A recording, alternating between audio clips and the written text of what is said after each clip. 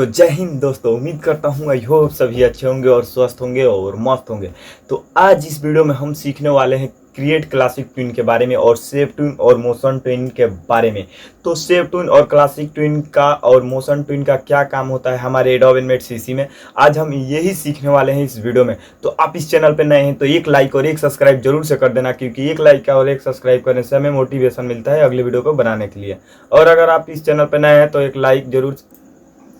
तो सबसे पहले दोस्तों हम आ चुके हैं अपने स्क्रीन पे, और स्क्रीन पे आने के बाद चलिए एडोब एनिमेट सीसी ओपन कर लेते हैं। तो एडोब एनिमेट सीसी मैंने ओपन पहले सही करके रखा हूँ, ठीक है।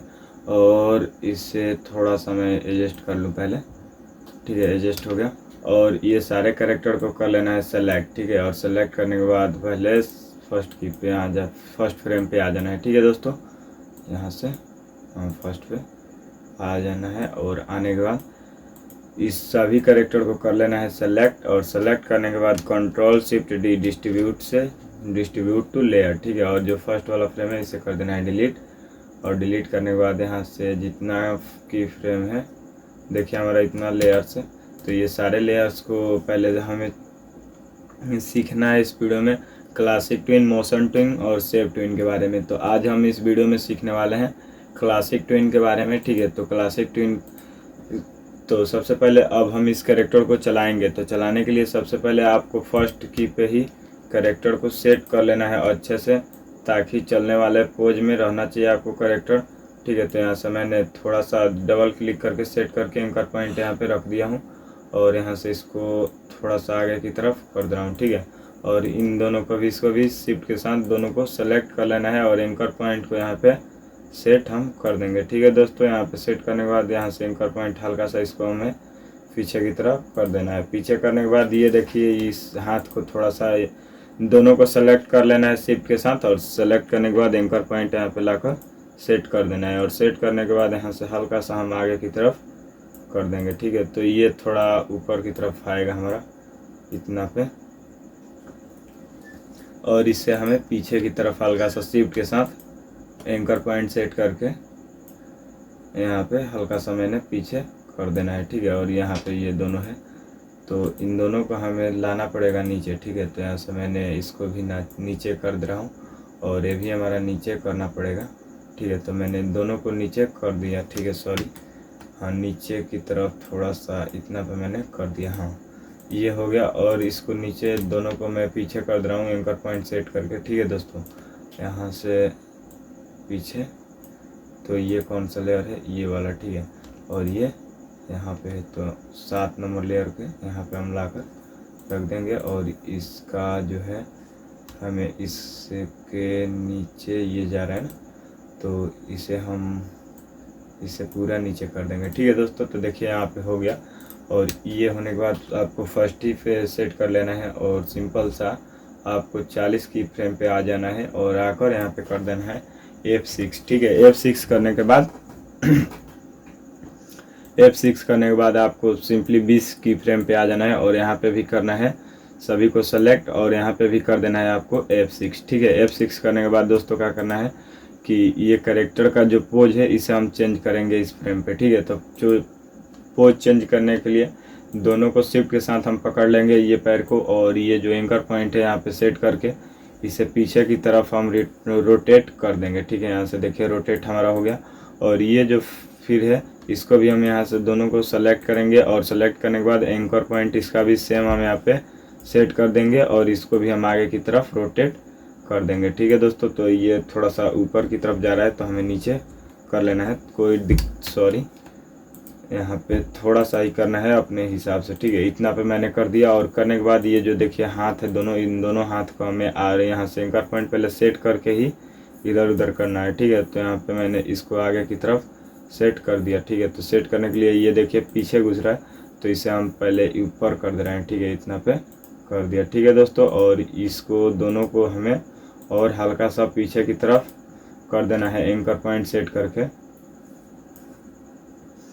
यहाँ पे हल्का सा पीछे कर देना है, ठीक है। सेम ही रहना चाहिए, कोई दिक्कत नहीं है। नहीं, यहाँ पे इसको ये जो हाथ है ये थोड़ा पीछे जाएगा, दोनों को सेलेक्ट करके, और यहाँ पे एंकर पॉइंट मैंने सेट कर दिया, और इसको कर दिया पीछे, और इसको कर देना है दोनों को सेलेक्ट करके एंकर पॉइंट यहाँ पे मैंने सेट कर दिया, और सेट करने के बाद इसको हम कर दे रहे हैं आगे। ठीक है, ऐसे हो गया। ठीक है दोस्तों, तो देखिए अब हम चेक कर लेते हैं।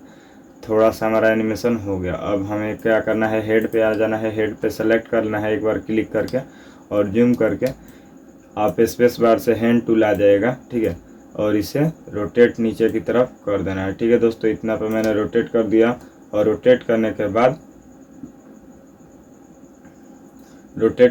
ठीक है, इतना काम होने के बाद आपको क्या करना है, ये लेयर को सभी को कर देना है सेलेक्ट। सेलेक्ट करने के बाद दोस्तों इसी पे कर देना है आपको राइट क्लिक, और राइट क्लिक करने के बाद देखिए यहाँ पे 3 ऑप्शन आ रहा है, motion twin, shape twin, classic twin. इन तीनों को यूज करके एनिमेशन बनाया जाता है। तो हम आज यूज करने वाले हैं क्लासिक ट्विन। ठीक है, तो यहाँ पे देखिए क्लासिक ट्विन लिखा है, मैंने क्लासिक ट्विन पे क्लिक कर दिया। क्लिक करने के बाद हमारा क्लासिक ट्विन इसमें लग गया, और लगने के बाद देखिए हमारा कुछ इस तरह से एनिमेशन होने लगा, जो कि देख लीजिए थोड़ा सा आपको दिख रहा होगा। हाँ देखिए हमारा इतना स्मूथ एनिमेशन हो रहा है। ठीक है दोस्तों, तो अब हम फिर 10 पे आ जाएंगे, 10 नंबर की फ्रेम पे। और 10 नंबर पे आने के बाद सभी को करना है सेलेक्ट, और यहाँ से कर देंगे हम F6। ठीक है, और 30 पे आएंगे और सभी को कर देंगे सेलेक्ट, और कर देना है यहाँ पे भी F6। ठीक है दोस्तों, दोनों सेम ये भी रहना चाहिए। और हम फिर 10 पे आ जाएंगे इसको लेकर, और 10 पे आने के बाद ये चेक कर लेना है कि कौन आगे से पीछे आ रहा है। ठीक है, फर्स्ट की फ्रेम से ये